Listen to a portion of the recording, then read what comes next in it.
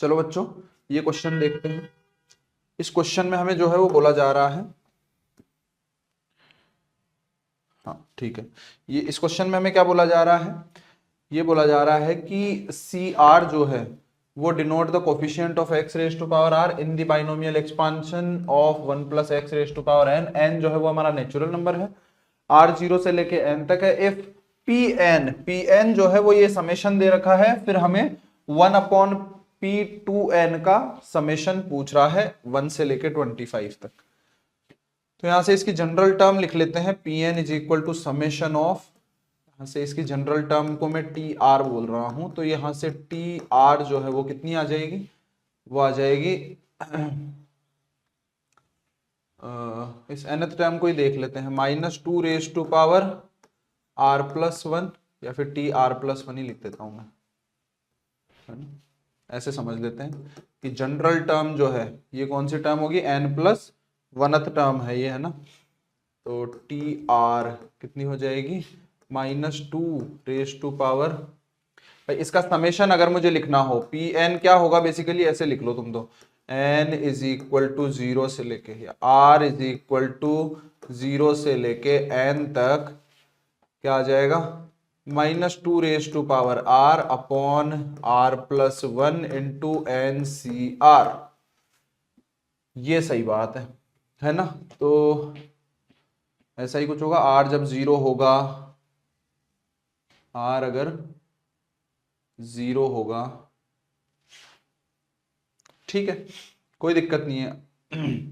यहां पे हमने क्या किया भाई, ये r प्लस 1 जो है वो डिनोमिनेटर में अच्छा नहीं लग रहा हमें, हमने क्या किया, क्योंकि इसको रिमूव करना पड़ेगा ना भाई, हमने क्या किया, n प्लस 1 से मल्टीप्लाई कर दिया और n प्लस 1 से डिवाइड भी कर दिया, n प्लस 1 से डिवाइड भी कर दिया, ठीक है। क्यों कर दिया उसका रीजन समझ में आएगा, क्योंकि n plus 1 c r plus 1 ये किसके इक्वल होता है, n plus 1 upon r plus 1, और इधर कितना आ जाता है, एन सी आर। तो ये जो n plus 1 upon r plus 1, इस पूरी वैल्यू को मैं n plus 1 c r plus 1 लिख सकता हूं, बस वही करना था हमें। तो ये 1 upon n plus 1 into summation r is equal to 0 से लेके n -2 raise to power r, और इधर आ जाएगा n plus 1 c r plus 1, ठीक है। अब ये यहाँ पे क्या करना पड़ेगा हमें, इसको एक काम कर देता हूं कि -2 से मल्टीप्लाई भी कर देता हूं और डिवाइड भी कर देता हूं, एक -2 से मल्टीप्लाई करवा दिया और एक -2 से डिवाइड करवा दिया, ठीक है।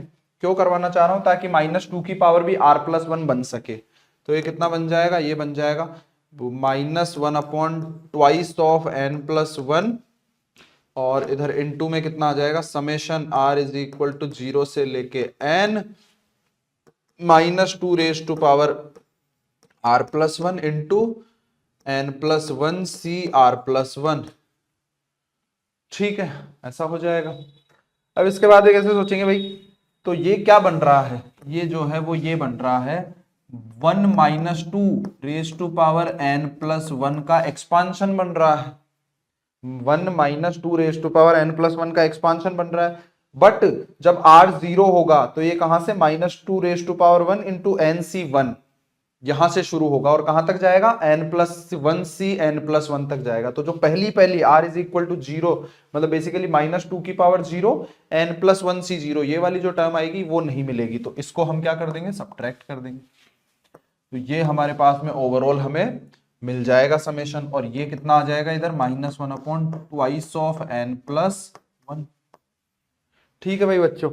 तो ओवरऑल ये कितना बन गया, ये -1 की पावर n प्लस 1 बन गया, ये -1 upon twice of n plus 1 into -1 raise to power n plus 1 -1, ये हमारा Pn आ गया, ठीक है भाई। अब P2n कितना आ जाएगा, P2n तो ये आ जाएगा -1 upon twice of 2n plus 1, n की जगह 2n रख रहे हैं भाई, n की जगह 2n रख रहे हैं, ट्वाइस ऑफ 2n प्लस 1, फिर उसके बाद में -1 raise to power 2n plus 1 -1, ये कितना बन जाएगा, -1 upon 2 into 2n plus 1 into -1 की पावर 2n तो बन गया 1, -1 की पावर 1 बन गया -1, और ये एक और -1, तो ये टोटल -2 बन गया, और ये -2 इसके साथ में मिलकर के +2 बन गया, और ये 2 और ये 2 कैंसिल हो गए, तो मतलब ये कितना आ गया 1/2n+1। कौन? P2n। और हमें 1/P2n का समेशन पूछा था, तो ये आ जाएगा 2n+1। इसका समेशन लगाना है कहां से? n = 1 से लेके 25 तक, तो इसका भी समेशन लगा देंगे n = 1 से लेके 25 तक। 1 से ही था ना जी, बिल्कुल। तो ये क्या आ जाएगा अपने पास में 2 × 25 × 26 n+1 divided by 2 plus summation 1 कितना हो जाएगा 25।